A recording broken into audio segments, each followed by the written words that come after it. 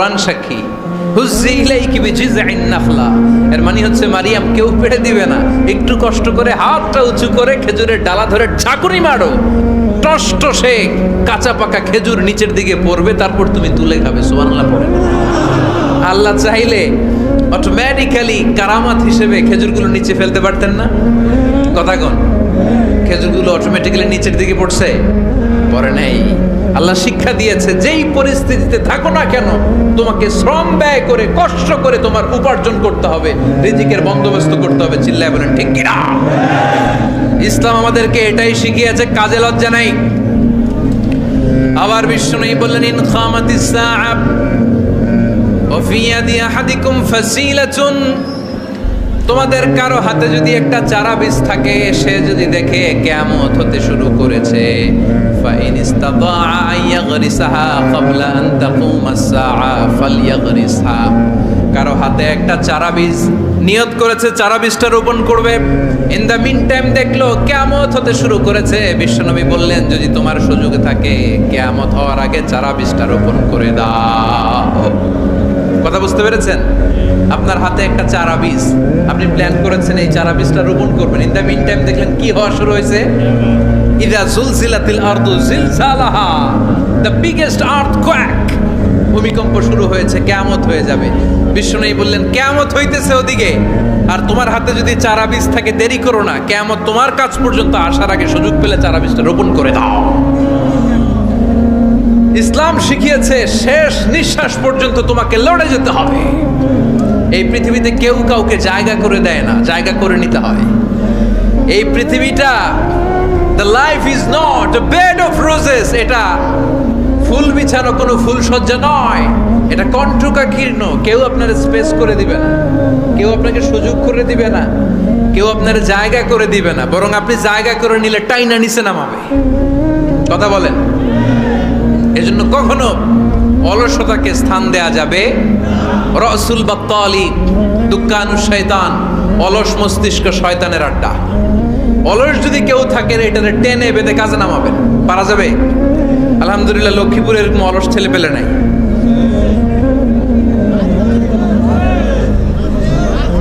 আছে? আমরা আজকে অলসতাকে নো বলে যাবো এই মাহফিল থেকে। অলসতাকে আমরা কি বলবো? আওয়াজ করে বলতে হবে। অলসতাকে কি বলবো আমরা? মুমিনের জীবনে কোনো অলসতা নাই। অলস হয় মুনাফিকরা। অলস হয় কারা? চিল্লায় বলতে হবে। মুমিনরা অলস হয়। অলস হয় কারা? এজন্য কোরআনে আল্লাহ একথাও বলে দিলেন, ওয়াইদা কামু ইলাস সালাতি কামু কুসালা ইউরাউনান নাসা ওয়ালা ইয়াযকুরুনাল্লাহা ইল্লা কালিলা। সুবহানাল্লাহ পড়েন। মুনাফিকরা যখন মানুষকে দেখানোর জন্য নামাজে যায়, ওই নামাজে তাদের ইখলাস নাই, ওই নামাজের ভেতরে তাদের কোনো খুশু খুদু নাই, ওই নামাজের ভেতরে আছে শুধু অলসতা। ওই নামাজে কি আছে? কিন্তু আমরা যখন নামাজে যাই আমাদের অলসতা আছে? আমরা নামাজ পড়লে আমাদের হৃদয়টারে সজীব করে দেয় কে? আমরা উযু করলে আমাদের মনটাকে চাঙ্গা করে দেয় কে? আমরা মসজিদে ঢুকলে হৃদয়টাকে প্রাণবন্ত করে দেয় কে? মুমিন উযু করলে চাঙ্গা হয়। বিষ্ণু ঈসা ইসলাম বললেন, ইয়াকিদু শাইতানু আলা কাফিয়াতি রাসি আহাদিকুম ইদা নাম। খেয়াল করে শুনবেন লক্ষ্মীপুরের ভাইয়েরা, চমৎকার একটা হাদিস। আমরা যখন ঘুমোতে যাই, শয়তান আমাদের প্রত্যেকের মাথার পিছনে 3টা অলসতার গিট মারে। কয়টা? আওয়াজ করে বলেন। 3টা অলসতার গিট মারে। ইয়াকিদু শাইতানু আলা কাফিয়াতি রাসি আহাদিকুম সালাসা উকাব। 3টা গিট মারে যখন আমরা ঘুমোতে যাই। অলসতার 3টা গিট মেরে আমাদের কানের সামনে এসে ফিসফিস করে মন্ত্র পড়তে থাকে, আলাইসা লাইলুন তাওয়িলুন ফারকুদ, আলাইসা লাইলুন তাওয়িলুন ফারকুদ। বিশাল লম্বা রাত, ঘুমাও। অনেক সময় আছে, ঘুমাও। রাত 5টা বেজে যাচ্ছে, তাহাজ্জুদের সময় শেষ হয়ে যাচ্ছে, তখনও শয়তান বলে রাত অনেক লম্বা, ঘুমাও। ফজরের সময় পার হয়ে যাচ্ছে, সূর্য উঠে যাচ্ছে, শয়তান বলে আলাইসা লাইলুন তাওয়িলুন ফারকুদ, এখনো অনেক সময় আছে, লম্বা লম্বা লম্বা চৌড়া রাত পড়ে আছে, তুমি ঘুমাও। বিশ্বনবী বললেন ফাইনিস্তাইকাযা ওয়া যাকারাল্লাহ ইনহাল্লাত উকদা। আমার উম্মতের কেউ যখন ঘুম থেকে জেগে ঘুম থেকে ওঠার দোয়া পড়া শুরু করে দেয়, অলসতার প্রথম গিটটা সাথে সাথে খুলে দেয় কে? আপনি ঘুম থেকে উঠেই যখন ঘুম থেকে ওঠার দোয়া পড়বেন, আপনার অলসতার প্রথম গিট খুলে দেয় কে? ঘুম থেকে ওঠার দোয়াটা কি? আলহামদুলিল্লাহিল্লাযী আহিয়ানা বা'দামা আমাতানা ওয়া ইলাইহিন নুশুর। প্রশংসা সে আল্লাহ, যে আল্লাহ আমাদেরকে লম্বা একটা ঘুম শেষে, মৃত্যু শেষে আমাদেরকে ঘুম থেকে উঠালেন। এই দোয়াটা পড়ার সাথে সাথে শয়তান যে 3টা গিট মারছে, ওই 3টার একটা খুলে দেয় কে? ফাইন তাওয়াদ্দা ইনহাল্লাত উকদা। ঘুম থেকে জেগে ঘুমের দোয়া পড়ার পরে যখন কেউ ওযু করে ফেলে, অলসতার দ্বিতীয় গিটটাও খুলে দেয় কে? ওযু করার পরে ফাইন সাল্লাত ইনহাল্লাত উকদা। নামাজের মুসল্লায় দাঁড়িয়ে যখন নামাজ শুরু করে দেয়, অলসতার 3 নাম্বার গিটটাও খুলে দেয় কে? 3টা গিট যখন খুলে দেয়, বিষ্ণু ইসলাম বললেন ফাসবাহা নাশীতাল কলব। নাশীত, তখন মুমিন বান্দা সজীব হয়ে ওঠে, প্রাণবন্ত হয়ে ওঠে, উচ্ছ্বসিত হয়ে ওঠে। ওয়া ইল্লা খাবিসান নাফসি কাসলান। আর যদি ঘুমিয়ে থাকে, 3টা গিট তার মাথার পেছনে শয়তানের অলসতার লেগে থাকে, তাহলে তার দিনটা শুরু হয় অলসতা দিয়ে, আর সে হয় অলসতার রাজা। চিল্লায় এখন ঠিক কিনা? এজন্য আমরা কি অলস হতে চাই না কর্মঠ হতে চাই? কোন নবীরা কি অলস ছিলেন? পৃথিবীতে কোন নবী অলস ছিলেন? সব নবী কর্মঠ ছিলেন। বিষ্ণু ইসলাম বললেন মা বাআসাল্লাহু নাবিয়্যান ইল্লা রাআল গানাম। এই পৃথিবীতে এমন কোন নবী নাই যেই নবী বকরি চড়ায় নাই। কি চড়ায় নাই? বকরিরে আপনারা লক্ষ্মীপুরের ভাষায় কি বলেন? কি বলেন? ছাগল। তো পৃথিবীতে এমন কোন নবী নাই যেই নবী কি চড়ায় নাই? ছাগল চড়ায় নাই। সাহাবারা বললেন ইয়া রাসূলুল্লাহ আনতা কাযালিক? আপনিও ছাগল চড়াইছেন? বিষ্ণু ইসলাম বললেন না, আমিও ছাগল চড়িয়েছি। ওয়া ইন্নী আরআহা আলা কারারিতি আহলি মক্কা। আমি তো মক্কাবাসীদের অল্প কিছু পয়সার বিনিময়ে তাদের ছাগলগুলোকে চড়িয়ে দিতাম। সুবহানাল্লাহ পড়বেন না? বিষ্ণু ইসলাম ছাগল চড়াতেন। ছাগল চড়ানো সহজ কাজ না কঠিন কাজ? কেন কঠিন এটা? হ্যাঁ, টেরা খুঁটি মারে। হ্যাঁ, কি করে? বসে থাকতে হয়। তো ছাগল যারা পালে তারা জানে ছাগল পালা কত কষ্ট। ওরে ডানে টান দিলেও কই যায়, রশি ধরে বায়ে টান দিলে কই যায়, সামনে টানলে কই যায়, পিছনে টানলে কই যায়। সারা সপ্তাহ আপনি সময় পান না এটারে গোসল করাবেন। ভাবলেন আজকে জুমার দিন আমিও গোসল করি, এটারে গোসল করাই। এটারে আপনি পুকুর ঘাটে নিবেন, টান দিয়েছেন, ওর বাপের কিরা ও 1 ইঞ্চিও সামনে যাবে না। ঠিক কি না? এই টেরা প্রাণী আল্লাহর কি কি মহিমা! আল্লাহ তাআলা পৃথিবীর সবচেয়ে শ্রেষ্ঠতম মানুষদেরকে ছাগল চড়িয়ে ছেড়েছেন। ঠিক কি না? মা বাআসাল্লাহু নাবিয়্যান ইল্লা রাআল গানাম। এই পৃথিবীতে এমন কোন নবী ছিল না যে নবীরা ছাগল চড়ায় নাই।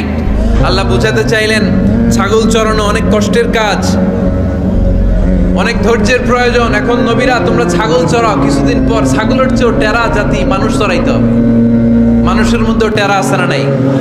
ভালো বললে ভালোটা বুঝে না, ডানে যেতে গেলে বায়ে যায়, বায়ে যেতে বললে ডাইনে যায়, এরকম আছে না নাই?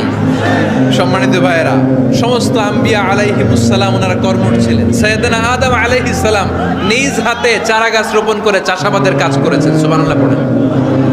সাইয়েদনা ইব্রাহিম আলাইহিস সালাম চাষাবাদের কাজ করেছেন। সাইয়েদনা দাউদ আলাইহিস সালাম নিজ হাতে যুদ্ধের জন্য যে পোশাক পরতে হয়, যেটা পরলে গায়ের মধ্যে ছুরি মারলেও ঢুকে না, ওই শিরস্ত্রাণ বানিয়েছেন, নিজ হাতে তলোয়ার বানিয়েছেন। সুবহানাল্লাহ পড়েন। সাইয়েদনা মূসা আলাইহিস সালাম ছাগল চড়িয়েছেন। সাইয়েদনা মূসা আলাইহিস সালামের মেজাজ নরম না গরম?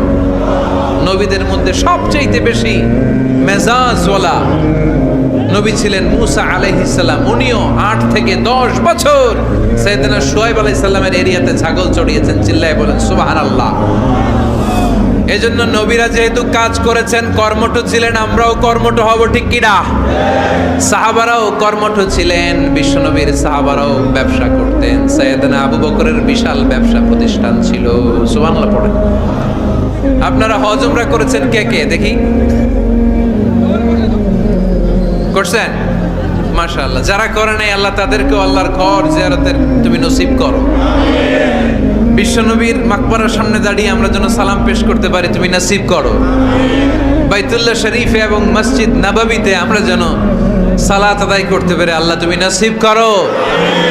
সাইয়েদনা আবু বকর রাদিয়াল্লাহু তাআলা আনহুর ব্যবসা প্রতিষ্ঠান ছিল মক্কার কাবা ঘরের পাশেই।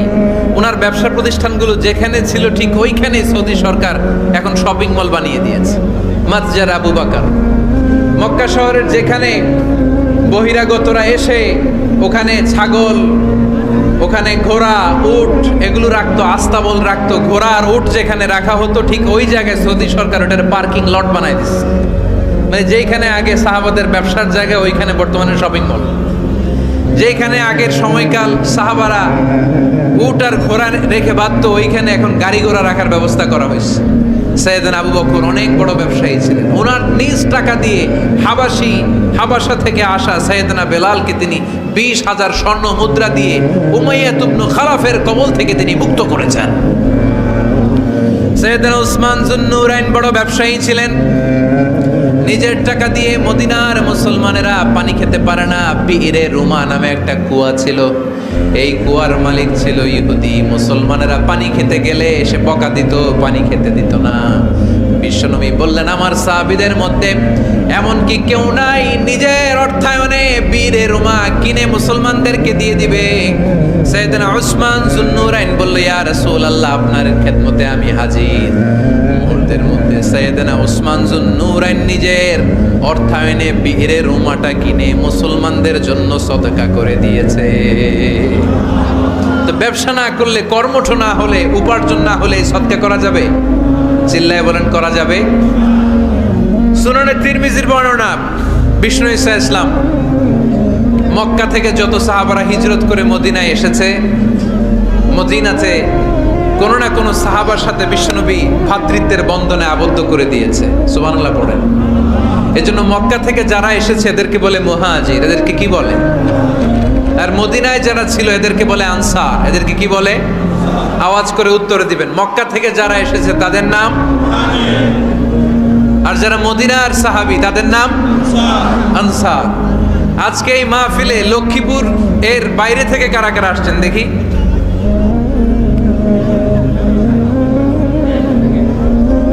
মাশাআল্লাহ, মাশাআল্লাহ, অনেক আসছে। আল্লাহ ভাইদেরকে তুমি কবুল করো, হাত নামান। এই যে লক্ষ্মীপুরের বাইরে থেকে যে ভাইরা আসছে তারা লক্ষ্মীপুরের মেহমান, ঠিক কিনা? মক্কা থেকে হিজরত করে যে সমস্ত সাহাবারা এসেছিল তারা ছিল মদিনার মেহমান।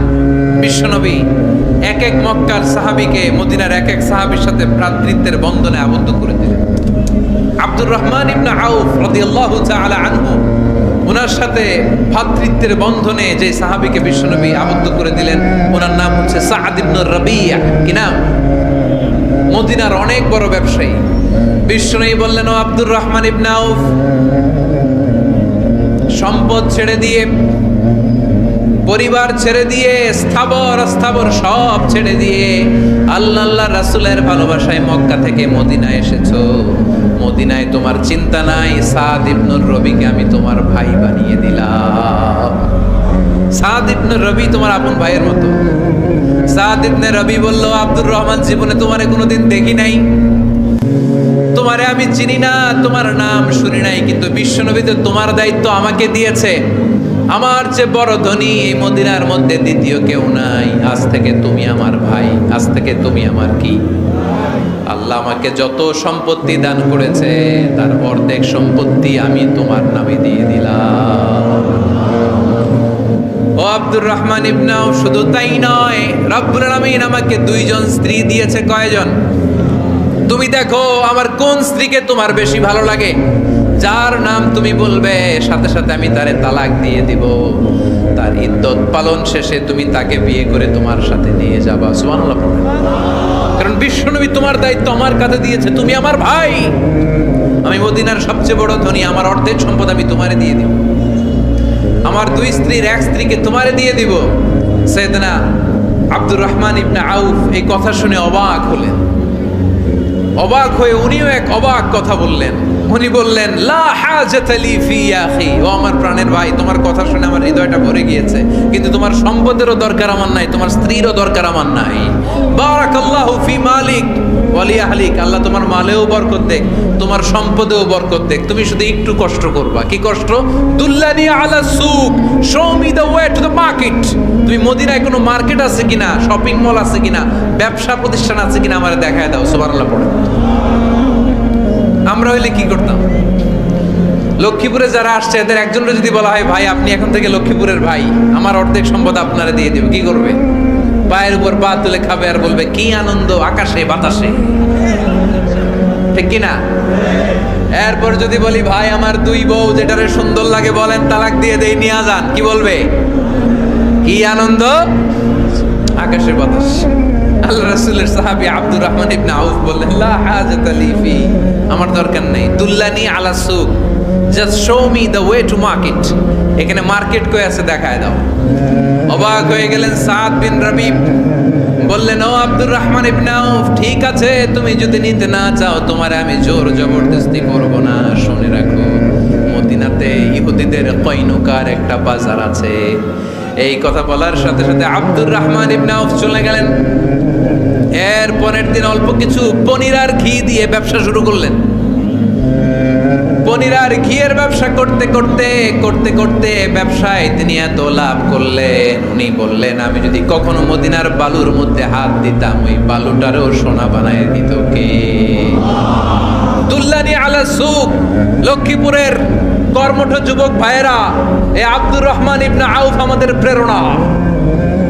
উনি অন্যের ঘাড়ে পাড়া দিয়ে খেতে চায় নাই, আরেকজনের উপর ডিপেন্ডেন্ট বা নির্ভরশীল হতে চায় নাই।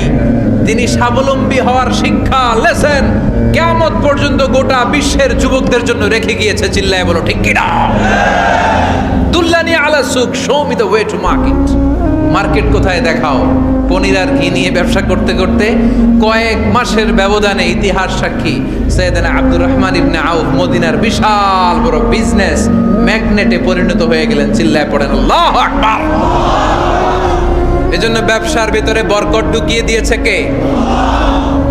বিষ্ণুই বললেন, আত-তাজিরা সাদুকাল আমিন মা'আন নাবিয়্যিন ওয়াস সিদ্দীকিন ওয়াস শুহাদা'i ওয়াস সালিহিন। আমানতদার ব্যবসায়ী তারা সাধারণ কোনো মানুষ নয়, কিয়ামতের দিন নবীদের সাথে হাসর হয়ে যাবে। আপনারা যারা ব্যবসা করেন, এটা সাধারণ বিষয় নয়। বিষ্ণু ইসলাম নিজেও ব্যবসায়ী ছিলেন। ওনার জীবনের প্রথমে তিনি খাদিজা রাদিয়াল্লাহু তাআলা আনহার ব্যবসার স্টাফ হয়ে কাজ শুরু করেছেন, এরপর নিজে ব্যবসা শুরু করেছেন। এরপরে খাদিজাতুল কুবরা রাদিয়াল্লাহু তাআলা আনহা সব সম্পত্তি বিয়ের পরে বিশ্বনবীর পায়ের সামনে ঢেলে দিয়েছেন। বললেন, ইয়া রাসূলুল্লাহ, এই সম্পদ আমি আপনাকে দিয়ে দিলাম, আপনি ইচ্ছামতো দিনের প্রয়োজনে খরচ করেন। সুবহানাল্লাহ পড়েন। এজন্য বিষ্ণু ইসলাম আমাদের জন্য উপমা, আব্দুর রহমান ইবনে আউফ আমাদের জন্য উপমা। যারা ব্যবসা করেন তারা বিষ্ণু ইসলামের সুন্নাহ পালন করছেন। আত-তাজির আস-সাদুক আল আমিন। বিষ্ণুই বললেন, সত্যবাদী আমানতদার ব্যবসায়ী, যে ব্যবসা করতে যে মিথ্যা কথা বলে না। অনেক ব্যবসায়ীরা আছে পণ্য চালানোর জন্য মিথ্যা কথা বলে আর কসম কাটে, আছে না নাই? আহা, এমনটা করা যাবে? সকালবেলা স্ত্রীরে বলে, এই গরুগুলা বিক্রি করবো, তুই একটা দাম কত কমো? স্ত্রীরে শিখাই দিচ্ছে, এই গরুর দাম তুই 40,000। তো বউ বলে, ঠিক আছে, দাম কইলাম 40,000। তো এরপরে বাজারে যখন গরু বিক্রি করতে যায়, একজন যখন বলে যে ভাই এটা 30,000 টাকা দিয়ে কিনবো, কয় ভাই আল্লাহর কসম সকালে একজন 40,000 দাম কইছে, আমি দেই নাই। আছে না নাই? কৌশল করে। বউরে শিখাইছে সকালে, কয় তুই দাম কর 40,000। তো বাজারে যে সকালে একজন দাম করছে, দাম করে কইছে 40,000 দেই নাই, আপনার 30,000 কেমনে দেই? এরকম ডাকাইতে আছে না নাই? আলহামদুলিল্লাহ লক্ষ্মীপুরে এরকম লোকজন নাই। আরে নাই, আমি কই নাই, এরা কই আছে। লক্ষ্মীপুরের মানুষ খুব ধার্মিক, আমি জানি। লক্ষ্মীপুর, নোয়াখালী, ফেনী এই বেল্টের লোকজন খুব আল্লাহওয়ালা। এদের মধ্যে আল্লাহওয়ালার সংখ্যা বেশি, এখানে আলেম ওলামা বেশি, এখানে মসজিদ মাদ্রাসা বেশি। এই জন্য এই জেলাগুলোতে আল্লাহর রহমতও বেশি। আল্লাহ তুমি এই জেলার ছেলেপেলাদেরকে, এই জেলার লোকদেরকে তুমি কবুল করো, মা বোনদেরকে তুমি কবুল করো। সম্মানিত ভাইয়েরা, এজন্য আজকের মাহফিল থেকে আমরা যেটা শিখলাম সেটা হচ্ছে পরিশ্রমে কোনো লজ্জা আছে? আমরা কাজ করে খাবো, ঠিক কিনা? Never underestimate any job. যুবক ভাইয়েরা, লক্ষ্মীপুরের যুবক ছেলেরা শুনতেছ? এরকম আওয়াজ করতে হবে, কান খাড়া করে শুনো। Never underestimate any job. কোনো চাকরিকে ছোট করে দেখা যাবে, whether it small or big, you don't care. এটার কেয়ার করা যাবে না। ছোট্ট চাকরি পাইলেই ঢুকে যাবা, বড় অফার আসলে পরে ঢুকবা। এটা ছোট কাজ, এটা হোটেলের ওয়েটার, এটা ছোট্ট স্টাফ, এটা কেরানি না। কাজ কাজই, কাজের মধ্যে কোনো ছোট বড় নাই। খেটে খাওয়া মানুষকে বিশ্বনবী অনেক সম্মান করতেন। বিষ্ণু ঈসা ইসলাম খেটে খাওয়া মানুষদেরকে এত ভালোবাসতেন, বিদায় হজের মতো এত গুরুত্বপূর্ণ ভাষণও এই মেহনতি মানুষদের কথা বাদ যায়নি। সুবহানাল্লাহ পড়বেন না? দিনটা ছিল জুমাবার। বিষ্ণু ঈসা ইসলাম আরাফাতের ময়দানে দাঁড়িয়ে ঐতিহাসিক একটা ভাষণ দিলেন। এই ভাষণের নাম হলো বিদায় হজের ভাষণ। এই বিদায় হজের ভাষণেও খেটে খাওয়া মানুষের কথা বিশ্বনবী বাদ দেয় না। বিশ্বনবী বলেছেন, আরিক্কাকুম আরিক্কাকুম, খবরদার অধীনস্থ কর্মচারীদের সাথে খারাপ আচরণ করো না। আতঈমুহুম মিম্মা তাকুলুন ওয়াকসুহুম মিম্মা তালবিসুন। খবরদার মনে রেখো, তোমরা যা খাবে তোমাদের অধীনস্থ কর্মচারীদেরও তা খাওয়াবে, তোমরা যা পড়বে তাদেরও তা পড়াবে। বিশ্বনবী শেষ নিঃশ্বাস ত্যাগ করে যাওয়ার আগে যেই কয়েকটা কথা বলেছিলেন তার মধ্যে মেহনতি মানুষদের জন্য কথা আছে না নাই? বিষ্ণু ঈসা ইসলাম যখন শেষ নিঃশ্বাস ত্যাগ করবেন তিনি বলেছিলেন, আসসালাত আসসালাত, উম্মতেরা নামাজ নামাজ নামাজ ছেড়ে দিও না, নামাজ তরক করো না, নামাজ কাজা করো না। আর বলেছিলেন, ওমা মালাকাত আইমানুকুম, অধীনস্থ কর্মচারীদের সাথে খবরদার খারাপ আচরণ করো না। যারা কর্মচারীদের সাথে খারাপ আচরণ করে, যারা মানুষের কাছ থেকে শ্রম নিয়ে কাজ করিয়ে টাকা দেয় না, কিয়ামতের দিন তাদের বিরুদ্ধে মামলা দায়ের করবে কে? কে করবে? হাদিসে কুদসি সাক্ষী বিষ্ণু ঈসা ইসলাম বলেন, আল্লাহ তাআলা ফরমান, আনা খাসমুহুম সালাসাতুন আনা খাসমুহুম ইয়াউমাল কিয়ামা। তিন শ্রেণীর ব্যক্তির বিরুদ্ধে আল্লাহ বলেন, আমি নিজেই কিয়ামতের দিন মামলা দায়ের করব। I will be against them in the day of judgment. Three categories of people, I will be against them in the day of judgment. তিন শ্রেণীর লোক কিয়ামতের দিন তারা ছাড় পাবে না। আল্লাহ বলেন, আমি নিজেই তাদের বিরুদ্ধে মামলা দায়ের করব। এর মধ্যে এক শ্রেণীর লোক হচ্ছে রাজুলুন ইস্তাআজারা জিরান ফাস্তাউফা মিনহু ওয়া লাম ইউতি আজরা। একজন শ্রমিক ভাড়া করে তার কাছ থেকে কাজ নিয়েছে কিন্তু তার পারিশ্রমিক আদায় করে নাই। এরকম আছে না নাই? দাপট দেখায়, দাপট দেখায় ইউনিভার্সিটির ক্যান্টিনগুলোতে। ইউনিভার্সিটির ক্যান্টিনে যে খায় মাগার বিল দেয় না, এরকম টাকায় আছে না নাই? চায়ের দোকানে চা খেয়ে পরে দিমু, বিল দেয় না, আছে না নাই? দোকানে যে পণ্য কিনে বিল দেয় না, পরে দিমু, আছে না নাই? কিয়ামতের দিন আল্লাহ তোর এই মাস্তানি ছুটাবে, চিল্লা এখন ঠিক কিনা? আনা খাসমুহুম, আমি নিজেই তাদের বিরুদ্ধে মামলা দায়ের করব। কথাটা কার? এজন্য বিশ্বনবী বললেন, খবরদার মেহনতি মানুষ, খেটে খাওয়া মানুষ, এদের দোয়া কবুল হয়ে যায়। আতুল আজিরা আজরাহু ক্বাবলা আন ইয়াজিফা আরাকুহু। খবরদার বিশ্বনবী বললেন, শ্রমিকের ঘাম শুকিয়ে যাওয়ার আগে তাদের পারিশ্রমিক মিটিয়ে দাও। বিশ্বনবীর বিখ্যাত হাদিস, আতুল আজিরা আজরাহু ক্বাবলা আন ইয়াজিফা আরাকুহু। শ্রমিকের ঘাম মাটিতে লাগার আগে, শুকিয়ে যাওয়ার আগে তাদের পারিশ্রমিক মিটিয়ে দাও। কেননা তারা যদি বদদোয়া করে তোমার জীবনরে জাহান্নাম বানিয়ে দিবে কে? বিষ্ণু ঈসা ইসলাম সব সময় খেটে খাওয়া মানুষদেরকে আগলে রাখতেন। সব সময় শুধু যে ভাষণে মেহনতি মানুষদের সাথে ভালো আচরণ করতে বলতেন, শ্রমিকদের সাথে ভালো আচরণ করতে বলতেন এমনটা নয়, ওনার ব্যক্তিগত জীবন ঘাটলেও দেখা যায় উনি শ্রমিকদের সাথে কেমন আচরণ করেছেন। বিষ্ণু ঈসা ইসলামের একজন খাদেম ছিল, আপনারা তার নাম জানেন? কি নাম? সবাই বলেন। আনাস। আওয়াজ করে বলেন বিশ্বনবীর খাদেমের নাম। নামটা কেমন লাগে? ভালো লাগে? ছেলে হইলে রাখবেন তো? রাখবেন? অনেকে আমার জিজ্ঞেস করে যে আমার একটা ছেলের নাম বলে দেন। এই এলাকার যদি কারো সম্ভাব্য আগন্তুক 2-1 মাস পরেই ছেলে পৃথিবীতে আসবে, এর নাম রাখবেন আনাস। নাম কি রাখবেন? খাদিমু রাসূলিল্লাহ, আল্লাহ রাসূল সাল্লাল্লাহু আলাইহি ওয়াসাল্লামের খাদেম। এই খাদেমের কাছ থেকে একটু শোনেন ওনার মালিক কেমন ছিল। শুনবেন নাকি কষ্ট হচ্ছে? সম্মানিত ভাইরা খেয়াল রাখবেন, কোন পীর সাহেবের ব্যাপারে যদি আপনি রিপোর্ট চান, পীর সাহেবের বউয়ের কাছ থেকে শুনবেন। কথা কয় না? বোঝে নাই বোধ হয়। একজন পীর সাহেব হুজুর উনি কেমন, রিপোর্ট নেবেন কার কাছ থেকে? কার কাছ থেকে? বউয়ের কাছ থেকে। একজন বড় সাহেব, বড় নেতা, তার ব্যাপারে যদি রিপোর্ট পেতে চান, আমি কয়েকটা জায়গা বলে দিই, এই জায়গাগুলো থেকে রিপোর্ট নেবেন। 1 নাম্বার তার ড্রাইভার, 1 নাম্বার। 2 নাম্বার তার বাড়ির দারোয়ান, 2 নাম্বার। 3 নাম্বার তার খাদেম, 3 নাম্বার। 4 নাম্বার তার ঘরের কাজের মেয়ে, 4 নাম্বার। এদের কাছ থেকে আসল রিপোর্ট পাওয়া যায়, ঠিক কিনা?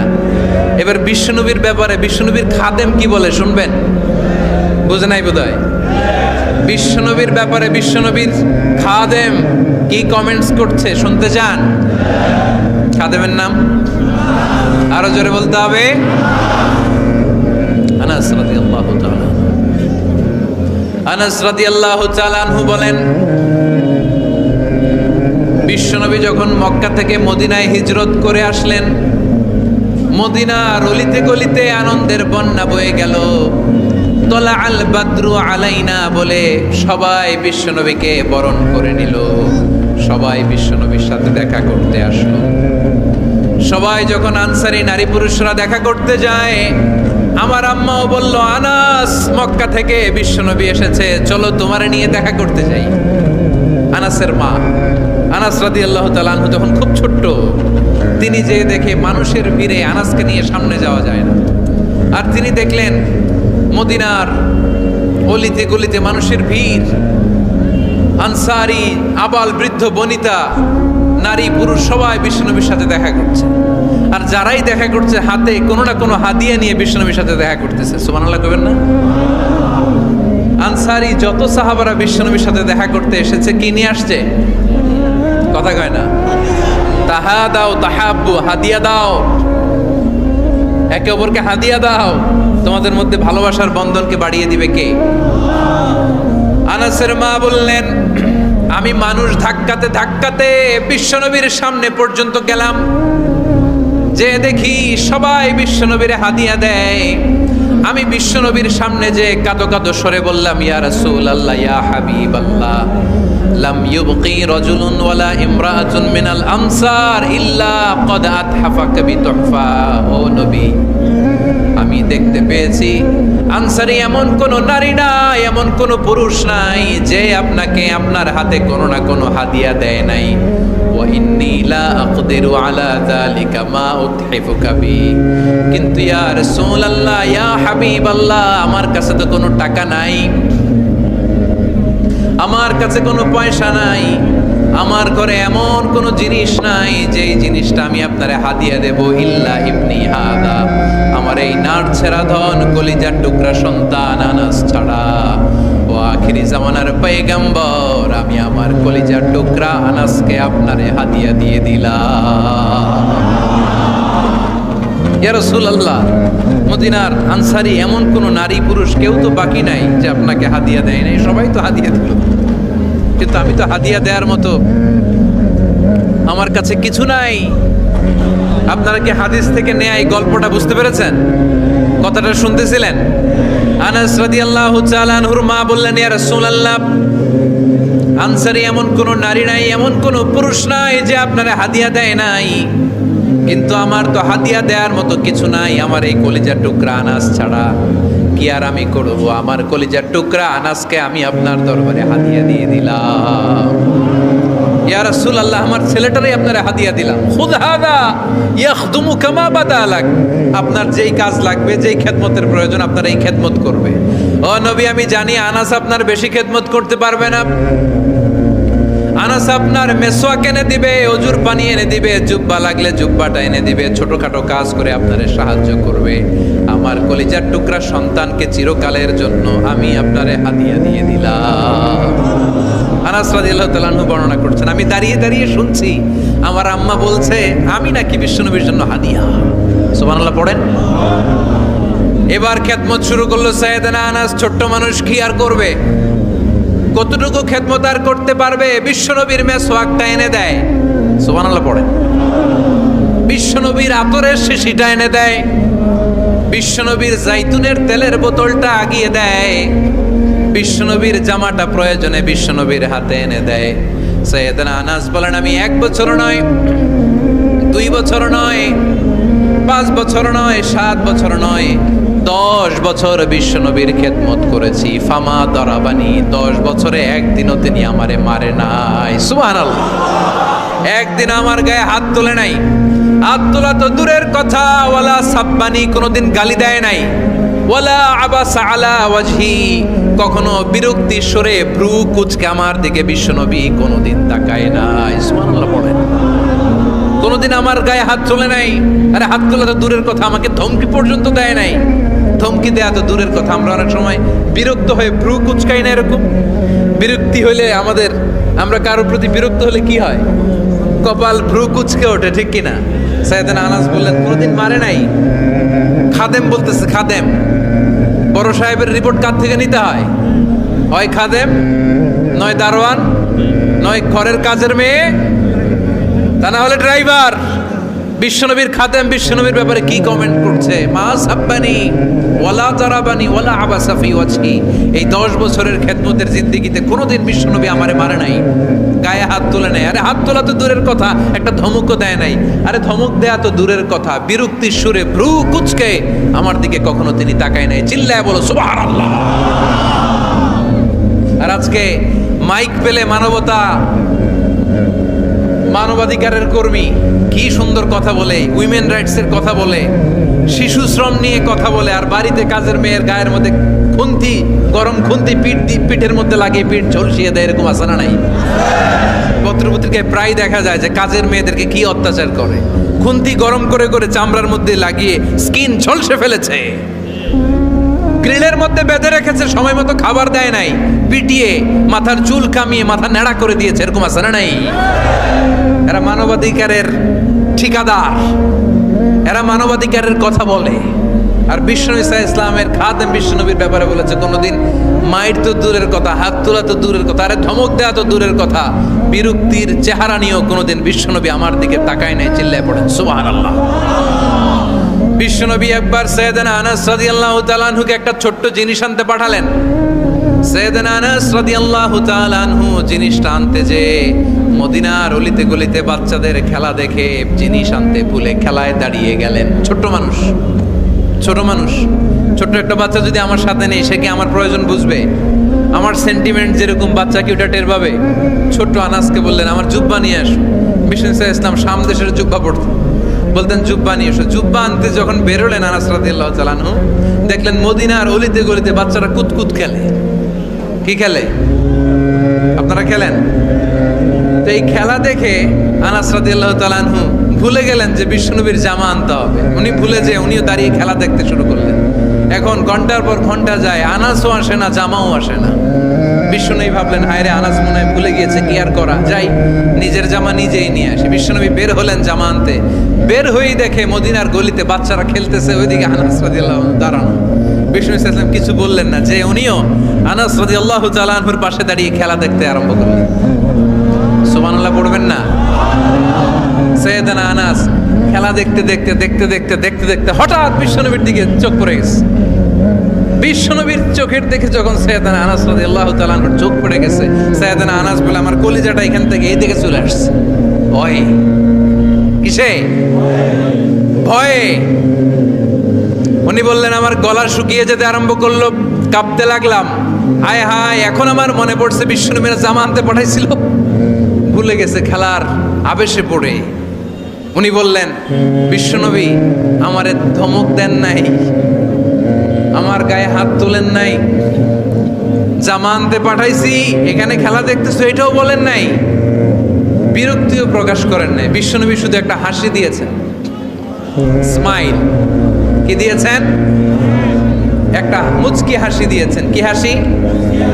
সাইয়েদনা আনাস বলে, ওই যে ওই দিনের বিশ্বনবীর মুচকি হাসির শাসন মরার আগের দিন পর্যন্ত আমি আনাসকে সোজা রাস্তায় রেখেছি, আর ডানে বায়ে নেয় নাই। শাসন করতে জানলে লাঠি লাগে না, শাসন করতে জানলে ধমক লাগে না, শাসন করতে জানলে পিট্টি দেয়া লাগে না। মুচকি হাসি দিয়েও শাসন করা যায় কি যায় না? সাইয়েদনা আনাস বললেন, কোনোদিন মারে নাই, কোনোদিন ধমক দেয় নাই, সব সময় আমাকে আদর করেছে। চিল্লায় পড়েন সুবহানাল্লাহ। এজন্য সব সময় বিষ্ণু ইসা ইসলাম শ্রমিকদেরকে ভালোবাসতেন। শ্রমে কোনো লজ্জা নাই, লজ্জা হচ্ছে অলসতায়। আজ থেকে এই মাহফিল, এই এত বড় আয়োজন, এত বড় গ্যাদারিং তখনই সার্থক হবে যখন আমরা এই সিদ্ধান্তে আসতে পারবো যে আমরা অলস সময় কাটাবো না, আমরা আমাদের এই সময়গুলোকে প্রোডাক্টিভ ওয়েতে কাজে লাগাবো, কোনো না কোনো কাজের সাথে জড়িত হব। Never underestimate any job, whether it's big or small, বড় হোক বা ছোট হোক, কোনো কাজকে আমরা ছোট করে দেখবো না। যে কোনো কাজ করো না ভাই, যে কোনো কাজ করো, তা যেন হয় সবার চেয়ে সবচেয়ে সুন্দর। আমাদের অবসর সময়গুলোকে কাজে লাগানোর দরকার আছে না নাই? আমরা নিজেদেরকে কর্মঠ করে, কর্মজীবী হিসেবে, শ্রমজীবী হিসেবে নিজেদেরকে প্রতিষ্ঠিত করতে চাই। রাজি আছো মুসলমান? লক্ষ্মীপুরের যুবক ছেলেরা আওয়াজ করে বলো, পারা যাবে? লজ্জা কিসে? লজ্জা কিসে? অনেকে টাঙ্কি মারে এদিক সেদিক করে, আর বলে আমার আব্বা চেয়ারম্যান। আরে তোর আব্বা চেয়ারম্যান, তুই কি? আমার আব্বা MP, member of the parliament. আরে তোর বাবা এমপি, এটা তো তার গৌরব, তোর কি আছে সেটা বল। এজন্য নিজের পায়ে দাঁড়াবো। অলসতার সাথে আমাদের কোনো সম্পর্ক। আজকের এই মাহফিল থেকে আমরা অলসতা, অকর্মণ্যতাকে নো বলে দিলাম। অলসতাকে আমরা কি বললাম? আরো জোরে বলতে হবে, অলসতাকে কি বলবো? আর সব সময় কর্মঠ থাকবো, এনার্জেটিক থাকবো, নিজের পায়ে দাঁড়াবো, আইডিয়া জেনারেট করব, এন্টারপ্রেনার হওয়ার চেষ্টা করব, নতুন নতুন উদ্যোক্তা হওয়ার মাধ্যমে আমরা আমাদের নিজেদের ভাগ্য পরিবর্তনের চেষ্টা করব। কারণ আল্লাহ বলেছেন, ইন্নাল্লাহা লা ইউগাইয়িরু মা বিকাউমিন হাত্তা ইউগাইয়িরু মা বিআনফুসিহিম। আল্লাহ তাআলা ততক্ষণ পর্যন্ত কোনো জাতির ভাগ্যের চাকার পরিবর্তন করে না যতক্ষণ পর্যন্ত ওই জাতি নিজে নিজের ভাগ্যের চাকার পরিবর্তন করতে না চায়। চিল্লা এখন ঠিক কিনা? লাকাদ খালাকনাল ইনসানা ফি কাবাদ। আমি মানব জাতিকে কষ্ট সহিষ্ণু আর কর্ম সহিষ্ণু করে তৈরি করেছি। স্রষ্টা আমাদেরকে সৃষ্টি করে এক সংগ্রামে ঠেলে দিয়েছে। এখানে সংগ্রাম না করলে বেঁচে থাকা যায়? আমাদের সংগ্রামটা শুরু হয়েছে যখন আমরা মায়ের পেট থেকে বেরিয়েছি, ঠিক কিনা? একটা বাবার স্পার্মের মধ্যে 2 কোটি যদি শুক্রাণু না থাকে, সেখান থেকে সন্তান হয় না। তার মানে এই 2 কোটি শুক্রাণুর মধ্য থেকে আপনি একজন সফল মানুষ, যিনি বাকি 2 কোটির মধ্যে থেকে সব শুক্রাণুগুলোকে হারিয়ে আপনি সফল হতে পেরেছেন। সেখান থেকে দুনিয়ার বুকে আপনি যখন এসেছেন, আপনাকে সংগ্রাম করে আসতে হয়েছে। যারা সিজারের মাধ্যমে পৃথিবীতে আসে তাদের এই সংগ্রামটা থাকে না, কিন্তু যারা নর্মাল প্রসেসে পৃথিবীতে আসে তাদের প্রচণ্ড সংগ্রাম করে, প্রচণ্ড চাপা খেয়ে পৃথিবীতে আসতে হয়, ঠিক কিনা? কারণ আমাদের সাইজ ছিল অনেক বড়। আমাদের মায়ের যে অঙ্গটা দিয়ে আমরা পৃথিবীতে আসব, ওই জায়গাটা ছিল খুবই সরু। আমাকে সংগ্রাম করে, আমাকে যুদ্ধ করে, আমার নিজের অস্তিত্বের প্রমাণ দিয়ে চিৎকার মেরে এই পৃথিবীতে আসতে হয়েছে। চিল্লায় বলো ঠিক কিনা? এজন্য এই পৃথিবীর বুকে আমরা যতদিন থাকবো সংগ্রাম করে বাঁচতে হবে, ঠিক কিনা? পরিশ্রমে লজ্জা আছে? লজ্জা কিসে? মনে থাকবে লক্ষ্মীপুরের ছেলেরা, যে আয়াত দিয়ে শুরু করেছি সে আয়াত দিয়ে শেষ করছি। যখন সালাতের সময় হয় মসজিদে যাব, আর সালাত যখন শেষ হয় তখন মসজিদের বাইরে আমরা কাজে নেমে পড়বো। রাজি আছি তো? ফাইদা কুদিয়াতিস সালাতু ফান্তাশিরু ফিল আরদি ওয়াবতাগু মিন ফাদলিল। মৃত্যুটাই বাধা, মরলেই জান্নাতি। আয়াতুল কুরসির ভিতরে আল্লাহ তাআলা ওনার পরিচয় তুলে ধরেছেন খুব সংক্ষিপ্তভাবে, এক আয়াতে আল্লাহর পরিচয়। তারপর সূরা হাশরের শেষ 3 আয়াতে আল্লাহ তাআলা নিজের খুব চমৎকার পরিচয় তুলে ধরেছেন। তারপরে এই সূরা ইখলাসের মধ্যে আল্লাহ তাআলা আরো সংক্ষিপ্ত পরিসরে, ভেরি প্রিসাইজলি, মাত্র ছোট্ট ছোট্ট 4টা আয়াতে নিজের পরিচয় তুলে ধরেছেন। তো কি কিভাবে আল্লাহ তাআলা নিজের পরিচয় আমাদের সামনে পেশ করলেন, আমরা সেটাই আজকে শুনবার চেষ্টা করব ইনশাআল্লাহ। সূরাতুল ইখলাস, আপনারা কি জানেন এটা কোরআনের কততম পারায় অবস্থিত? 30তম পারায়। এবং এই সূরাটি মাক্কি সূরা। কি সূরা? কোরআনের সর্বশেষ পারায় অবস্থিত 30তম পারায়। আয়াত সংখ্যা তো আমরা শুরুতেই বললাম কয়টি? 4টি। এই সূরাটি কোরআনের যে সূরার ধারাক্রম, সেই ধারাক্রম অনুসারে 112 নম্বর সূরা। কত নম্বর? 112 নম্বর সূরা। এই সূরাটা মক্কাতুল মুকাররমাতে নাজিল হওয়ার কিছু প্রেক্ষাপট আছে। প্রেক্ষাপটগুলো হচ্ছে, আরবরা বংশকে খুব গুরুত্ব দেয়, বংশ প্রিজার্ভ করা, লিনিয়েজকে প্রিজার্ভ করা। এবং তারা মানুষকে দেখে, শুধু মানুষ তো না, মানুষের পায়ের ছাপ দেখে বলে দিতে পারতো তার বাবাকে, পরদাদাকে, 14 পুরুষের নাম বলে দিতে পারতো। শুধু মানুষই না, তারা উটের পায়ের ছাপ দেখে, মরুভূমির বালুতে উটের পায়ের ছাপ দেখে ওই উট কোন বংশের, ওই বংশের ওর নাম কি, ওর বাবার নাম কি, ওর দাদার নাম কি, 14 পুরুষ এরকম ছিল। এবং তারা দুজন মানুষকে যদি ঢেকে রাখা হয় সারা শরীর, শুধু পায়ের একেবারে শেষের দিকের ছোট আঙ্গুল দেখে, এটাকে ইলমুল কিয়াফা বলে, ওই ছোট আঙ্গুলের শেপ দেখে ওরা বলে দিতে পারতো সে কোন বংশের, তার বাবার নাম কি, দাদার নাম কি, 14 পুরুষ। তারা এই লিনিয়েজকে প্রিজার্ভ করতো আর কি এইভাবে। এবং এই বংশ পরিক্রমা মুখস্থ করা, জানা, জিজ্ঞেস করা, এটাকে গুরুত্ব দিত। তো তারা আল্লাহকেও আমাদের মতো এরকম একজন সত্তা ভেবে আল্লাহ হাবিব সাল্লাল্লাহু আলাইহি ওয়াসাল্লামকে জিজ্ঞেস করতেছে যে, ইদান খালাকাল্লাহু কুল্লা শাই ফামান খালাকাল্লাহ। মুহাম্মদ, তুমি তো বলো যে আল্লাহ নাকি সব সৃষ্টি করেছে, তো আল্লাহকে কে সৃষ্টি করেছে? অথবা বলো যে আল্লাহর বাবাকে, আল্লাহর দাদাকে, আল্লাহর পরদাদাকে, আল্লাহর বংশটা বলো। তো তখন তাদের এই প্রশ্নের জবাবে আল্লাহ তাআলা সূরাতুল ইখলাস নাযিল করেন যে, কুল হুয়াল্লাহু আহাদ। নবী, আপনি বলুন আল্লাহ হচ্ছেন এক, অদ্বিতীয়, ইউনিক, অ্যাবসলিউট। আল্লাহুস সামাদ, তিনি হচ্ছেন সামাদ, তিনি কারো প্রতি নির্ভরশীল নন, অমুখাপেক্ষী। লাম ইয়ালিদ ওয়া লাম ইউলাদ, তিনি কাউকে জন্ম দেনও নাই, আবার তিনি কারো কাছ থেকে জন্ম নেনও নাই। ওয়া লাম ইয়াকুল লাহু কুফুয়ান আহাদ, তার সমকক্ষ, তার মতো, তার সিমিলার মহাবিশ্বে দ্বিতীয় কেউ নাই। সুবহানাল্লাহ। এটা হচ্ছে শানে নুজুল, কোন প্রেক্ষাপটে নাজিল হয়েছে, এটা হচ্ছে একটা বর্ণনা। আরেক বর্ণনা এসছে, মক্কার মুশরিকরা জিজ্ঞেস করতে আরম্ভ করলো, ইয়া মুহাম্মদ, আমরা জানি মানুষ মাটির তৈরি, ফেরেশতারা নূরের তৈরি, মানে আলোর তৈরি, এরপর জিনেরা আগুনের তৈরি, আল্লাহ কিসের তৈরি? আল্লাহ তাআলার বাইয়িন লানা জিনসা রাব্বিক, তোমার আল্লাহর জিন্স বর্ণনা করো, সে কোত্থেকে আসছে, কি দিয়ে, কোন জিন্স থেকে, মানে কোন জিনিস থেকে তৈরি?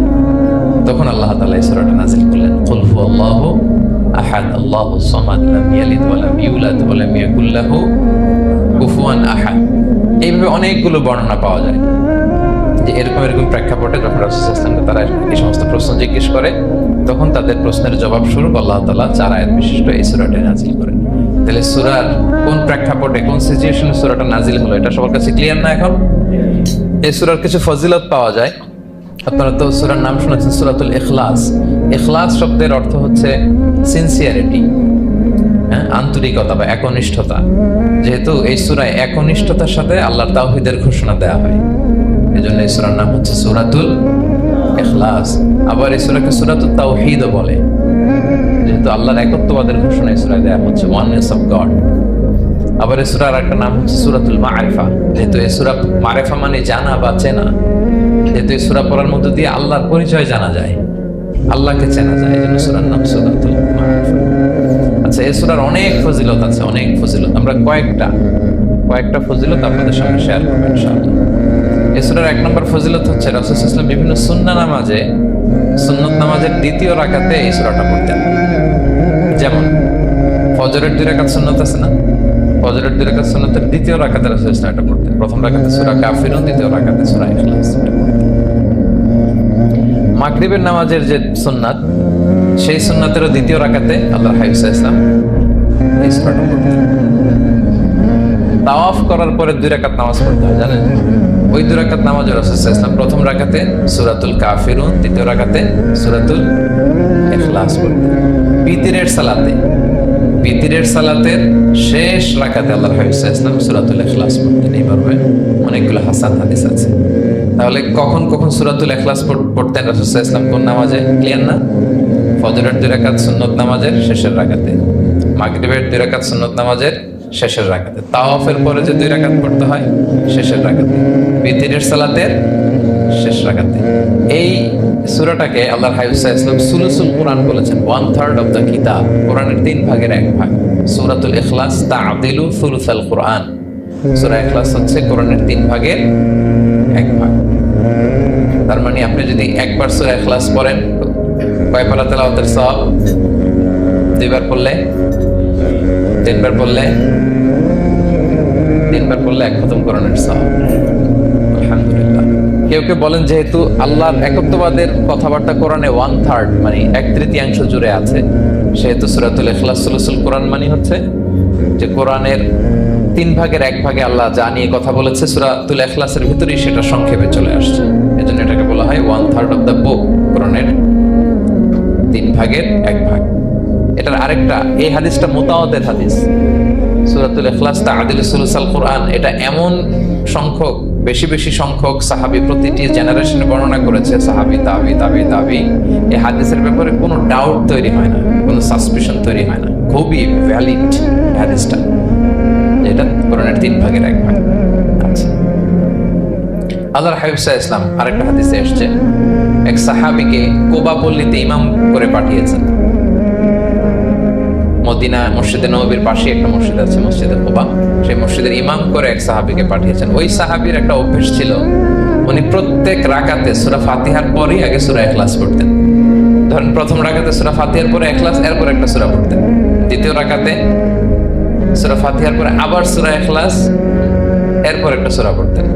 ধরেন যে জুমার নামাজ 2 রাকাত, উনি ফাতিহার পরে প্রথমে কোন সূরাটা পড়ে নিতেন, এরপরে অন্য যে কোনো একটা সূরা। দ্বিতীয় রাকাতে সূরা ফাতিহার পরে কোন সূরাটা প্রথমে পড়ে নিতেন, ইখলাসের। এইটাই ওনার স্বভাব। প্রত্যেক নামাজে যদি কোনো ইমাম সাহেব শুধু সূরা ইখলাস পড়ে, একটু খারাপ লাগবে না আমাদের? ওনার মুসল্লিদেরও তাই লেগেছে। ওনারা জিজ্ঞেস করলেন, তুমি এটা কেন করো? এরকম না করে স্বাভাবিকভাবে পড়ো। উনি বললেন, না, আমি এভাবেই পড়বো, আমি যেভাবে পড়তেছি এইভাবেই পড়ো, পড়লে পড়ো, না হলে তোমাদের হিসাব তোমাদের।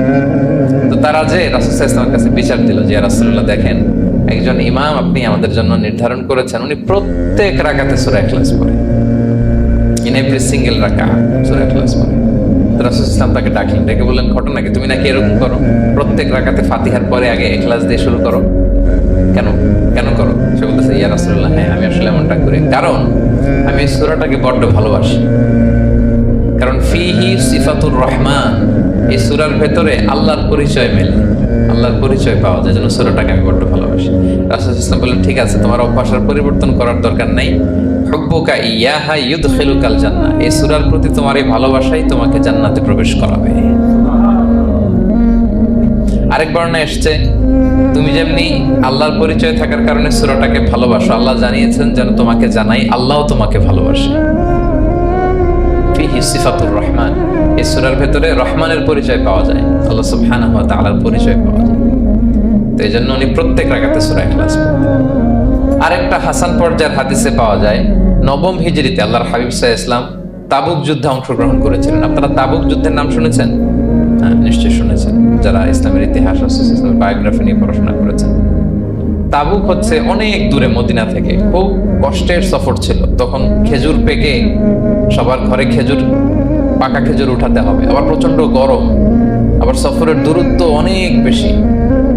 এই সফরে মূলত কোনো যুদ্ধ সংগঠিত হয়। তাবুক যুদ্ধে কোনো যুদ্ধ হয়নি, কয়েক সপ্তাহ লাগছে যেতে, কয়েক সপ্তাহ ফিরতে, এতটুকুই। জাস্ট কে পাক্কা ইমানদার আর কারা মুনাফিক, হিপোক্রিট, এটাকে ক্লিয়ার করার জন্য আল্লাহ তাআলা এই যুদ্ধের আহ্বান জানিয়েছেন যে যাও, অ্যাটাক করো, তাবুকে যাও।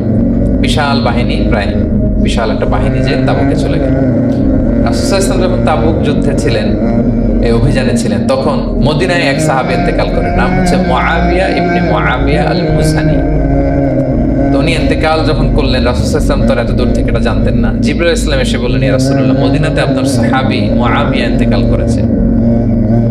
মুআবিয়া ইবনে আবি সুফিয়ান একজন সাহাবী আছে, উনি নয়, মুআবিয়া ইবনে মুআবিয়া আল মুসানি। তখন বললেন, ইয়া রাসূলুল্লাহ, আপনি এই 30,000 সাহাবী নিয়ে এখানেই মরুভূমির মধ্যেই তার গায়েবানা জানাজা পড়েন, আমরাও আছি আপনার সাথে, আমরাও শরীক হব।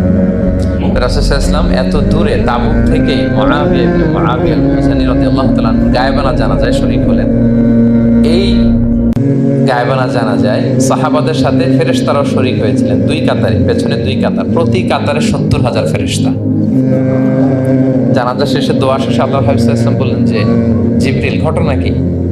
মুআবিয়ার এত স্ট্যাটাস, এত মর্যাদা, কি কারণে তুমি দুই কাতারে 70,000 হলে 1,40,000 বিশাল ফেরেশতাদের বহন নিয়ে তুমি জানাজায় জয়েন করলে, কারণ কি? কি তার মর্তবা?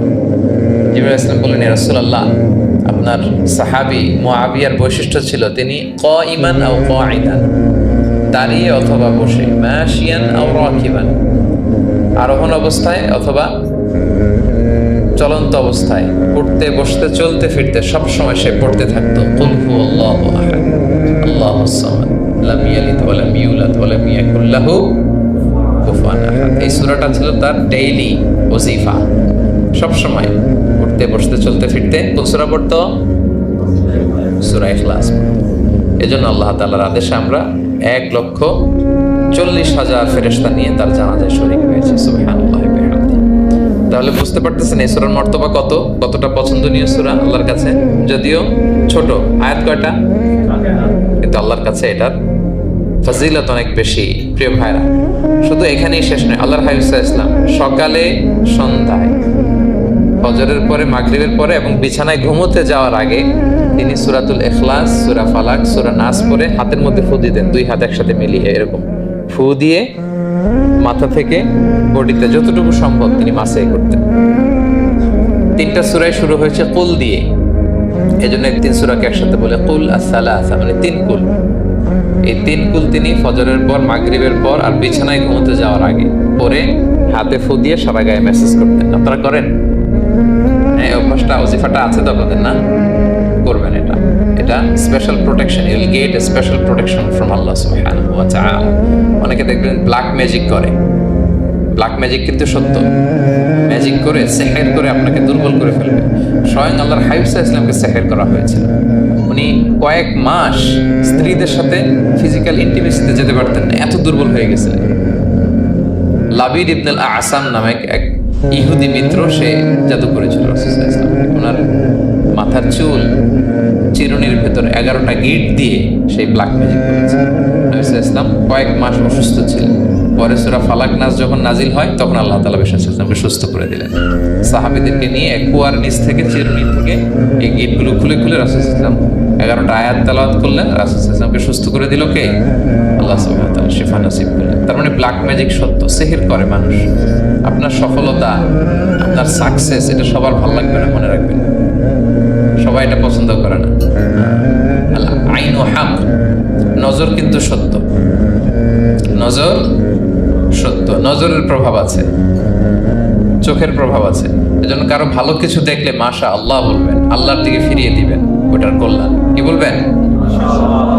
একটা সুন্দর ফুটফুটে বাচ্চা দেখলে মাশা আল্লাহ। কারো সফলতা দেখলে, কারো ফার্মে গেলেন, বাগানে যেয়ে দেখলেন ফল মূল ভর্তি, কি বলবেন? মাশাআল্লাহ, বিসমিল্লাহ মাশাআল্লাহ বললে এটাতে আর ক্ষতি হয়। অনেকে বলে যে বাবা মা মাশাআল্লাহ বলা লাগে না, বাবা মা আর নাকি মামা, এই 3 জন নাকি মাশাআল্লাহ না বলার কিছু, এটা ভুল কথা। বাবা মারও বলতে হয়। বাবাও তার ছেলের কোনো সাকসেস, ভালো কিছু দেখলে কি বলবে? মাশাআল্লাহ, তাবারাকাল্লাহ, অথবা বিসমিল্লাহ মাশাআল্লাহ, এটা আপনারা বলবেন। নজরের প্রভাব আছে। আপনি সিম্পলি দেখেন, এই যে আমি আপনাদের দিকে তাকিয়ে তাকিয়ে কথা বলছি, আমি যদি অনেকক্ষণ স্টেয়ারিং করি, কারোর দিকে ভেবে তাকিয়ে থাকি, সে ভালো ফিল করবে? কেন? আমি কি তার মারছি, ধরছি, স্পর্শ করছি? কিছুই তো করলাম, শুধু আমি তার দিকে তাকিয়ে আছি। তার মানে এতেই সে অস্বস্তি ফিল করতেছে।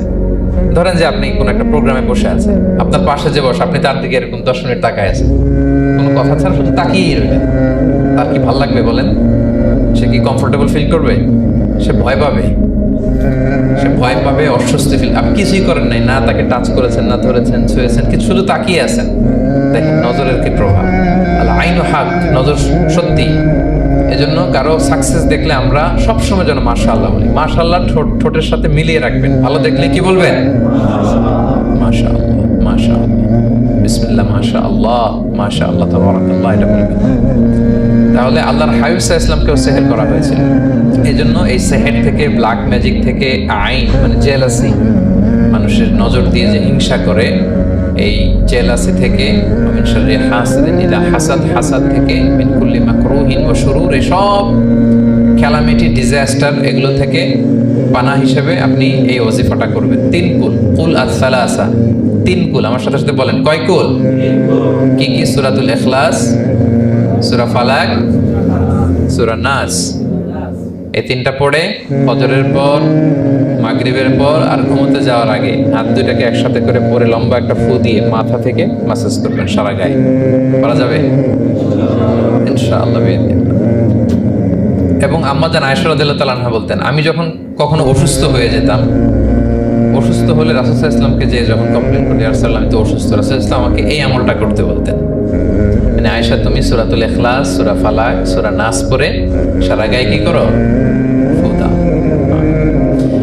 আলী রাদিয়াল্লাহু তাআলা আনহু বর্ণনা করেন, আল্লাহর হাবিব সাল্লাল্লাহু আলাইহি ওয়াসাল্লাম একবার নামাজ পড়তেছেন, নামাজে তিনি সিজদারত অবস্থায়, ইন দ্য মিন টাইম লাদাগাতহুল আকরা, একটা বিচ্ছু রাসূল সাল্লাল্লাহু আলাইহি ওয়াসাল্লামের আঙ্গুলে কামড় দিল। বিচ্ছুর কামড় খাইছেন? হ্যাঁ, কেমন লাগে? খুব আরাম লাগে? খুব যন্ত্রণা হয়, অনেক যন্ত্রণা হয়। রাসূল সাল্লাল্লাহু আলাইহি ওয়াসাল্লামকে যখন কামড় দিল নামাজরত অবস্থায়, রাসূল সাল্লাল্লাহু আলাইহি ওয়াসাল্লাম খুব যন্ত্রণা পেলেন, ব্যথা পেলেন। এই বিচ্ছুটারে লানত করলেন। সাধারণত লানত করতেন না, তিনি বলতেন লানাতুল্লাহি আলাল আকরা, এই বিচ্ছুর উপর লানাত, লা ইয়াদা নাবিয়ান ওয়ালা গায়রা। এই বিচ্ছু নবীও চিনে না, মানুষও চিনে না, কোথায় কামড় দিতে হবে এটাও বুঝতেছে না। শুধু নবী না, সব নবীদের নবী, ওনারা কামড় দিয়ে ফেলছে। আল্লাহর পক্ষ থেকে পরীক্ষা ছিল, কেয়ার করা। উনি ভর্ৎসনা করলেন, লানত করে বললেন, নবীও চিনস না, মানুষও চিনস না, কামড় দিয়ে খুব কষ্ট পাচ্ছে। আল্লাহ হাবিব সাল্লাল্লাহু আলাইহি ওয়াসাল্লাম বললেন, যাও গরম পানি আর লবণ নিয়ে আসো, এনে এটার মধ্যে ঢালো। তো ঢালতে আরম্ভ করলো। লবণ কিন্তু খুবই ব্যথানাশক, pain killer, natural pain killer. এটার মধ্যে সোডিয়াম ক্লোরাইড আছে, তো এটা গরম করে লবণ মিশিয়ে দিলে যে কোনো ব্যথা সাথে সাথে ভালো হয়ে যায়। রাসূল ইসলাম বললেন ঢালো। ঢালতেছে, রাসূল ইসলাম পড়তেছেন কুল হুয়াল্লাহু আহাদ আল্লাহুস সামাদ লাম ইয়ালিদ ওয়া লাম ইউলাদ ওয়া লাম ইয়াকুল লাহু কুফুয়ান আহাদ বলে ফু দিচ্ছেন। ঢালাও শেষ, আঙ্গুলের ব্যথাও শেষ। তাহলে রাসূল সাল্লাল্লাহু আলাইহি ওয়াসাল্লামের একটা চিকিৎসা পদ্ধতি আপনারা জানলেন, তিব্বে নাবাবী, যে সাপ বিচ্ছু কিছু দংশন করলে ওখানে কুসুম, ওয়ার্ম ওয়াটার, লবণ দিয়ে ওয়ার্ম ওয়াটার করে সেখানে ঢালতে হবে। আর কোন সূরা পড়তে হবে? কুল হুয়াল্লাহু আহাদ আল্লাহুস সামাদ লাম ইয়ালিদ ওয়া লাম ইউলাদ ওয়া লাম ইয়াকুল লাহু কুফুয়ান আহাদ, এটা পড়তে হবে। তাহলে এই সূরার ফজিলত কি জানতে পেরেছেন আপনারা? ক্লিয়ার তো না? আমি রিপিট করি, কি কি ফজিলত বললাম। রাসূল সাল্লাল্লাহু আলাইহি ওয়াসাল্লাম ফজরের নামাজের সুন্নাতে, মাগরিবের সুন্নাতে, তাওয়াফের পরের সুন্নাতে, বিতরের শেষ রাকাতে সূরাতুল ইখলাস পড়তেন। রাসূল সাল্লাল্লাহু আলাইহি ওয়াসাল্লাম সূরাটাকে সুলুসুল কুরআন, 1/3 অফ দ্য কিতাব বলেছেন। কোরআনের কয় ভাগের 1 ভাগ? এবং এক সাহাবীর ঘটনা তো শুনলাম, সে সব নামাজে সূরা ইখলাস পড়তো। মুসল্লিরা কমপ্লেইন করার পরেও সে পড়লো। রাসূল সাল্লাল্লাহু আলাইহি ওয়াসাল্লাম বললেন, কেন পড়ো? বলে যে ফিহি সিফাতুর রহমান, এই সূরায় আল্লাহর পরিচয় আছে, সূরাটা পড়তে ভালো লাগে। তো রাসূল সাল্লাল্লাহু আলাইহি ওয়াসাল্লাম বললেন, এই সূরার প্রতি তোমার ভালো লাগাই তোমাকে জান্নাতে নিয়ে যাবে। আরেক বর্ণনায় যে তুমি যেমনি আল্লাহর কারণে এই সূরাকে ভালোবাসো, আল্লাহও জানিয়েছেন তিনি তোমায় ভালোবাসেন। এরপর মুআবিয়া ইবনে মুআবিয়া আল মুজানির হাদিস শুনলাম, তিনি উঠতে, বসতে, চলতে, ফিরতে সবসময় কোন সূরা পড়তেন? সূরাতুল ইখলাস। বলে আকাশ থেকে 1,40,000 ফেরেশতা এসে 2 কাতারে 70,000 করে ওনার গায়েবানা জানাজায় অংশগ্রহণ করেছেন। এবার বলেন, এটাকে আপনারা কি ওয়াজিফা বানাবেন? হ্যাঁ, বানাবেন? ডেইলি ওয়াজিফা, মেক ইট ইউর ডেইলি ওয়াজিফা। রিসাইট সূরাতুল ইখলাস every day, specially in the morning and evening. তাহলে সূরার ইন্ট্রোডাক্টরি ডিসকাশন শেষ, নাজিলের প্রেক্ষাপট শেষ, ফজিলত শেষ। এবার আমরা সূরায় ঢুকে যাই। কি বলেন? আউযু বিল্লাহি মিনাশ শাইতানির রাজীম, বিসমিল্লাহির রহমানির রহিম। বিতাড়িত শয়তান থেকে আল্লাহর কাছে পানাহ চাই, পরম করুণাময় অসীম দয়ালু আল্লাহর নামে শুরু করছি। আল্লাহ বলছেন, কুল হুয়াল্লাহু আহাদ। হে নবী আপনি বলুন, ওই যে বারবার প্রশ্ন করে, বাইয়িন লানা জিনসা রাব্বিক, তোমার আল্লাহ কি দিয়ে তৈরি? আল্লাহ কি স্বর্ণের তৈরি, না রূপার তৈরি, না কাঠের তৈরি? এইভাবে লিটারালি বলতেছে, আহুয়া মিন যাহাব আও ফিদ্দা আও মিন খাশাব। মুহাম্মদ তোমার আল্লাহ কি স্বর্ণের, না রূপার, না কাঠের? আল্লাহ বলেন, নবী আপনি এইটা বলেন। কুল, নবী আপনি বলুন, হুয়াল্লাহু